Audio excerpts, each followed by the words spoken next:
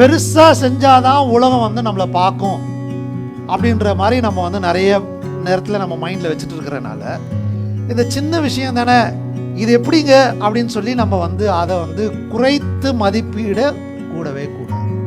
உலகம் பெருசா செஞ்சாதான் நம்மளை திரும்பி பார்க்கும் அப்படின்னு நீங்க நினைச்சீங்க அப்படின்னா கரெக்ட். ஆனா இப்போ எப்படி நம்ம அந்த இடத்துக்கு போறது அப்படின்னா, இந்த சின்ன காரியத்துல நம்ம செஞ்சு நம்ம ஒரு விஷயத்தை வெளியே கொண்டு வரும் பொழுதுதான் அது அடுத்து அடுத்து அடுத்து என்ன ஆகிட்டே போகும்.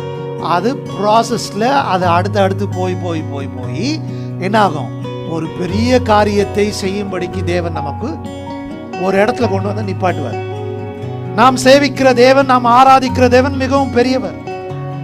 அந்த கூட்டுல இருந்து நம்ம வெளியில கண்டிப்பா வெளில வந்தே ஆகணும். அது சின்ன விஷயத்துல இருந்து ஆரம்பிக்க வேண்டும் என்று தான் இன்றைக்கு நான் உங்களுக்கு சொல்லிக் கொண்டேன்.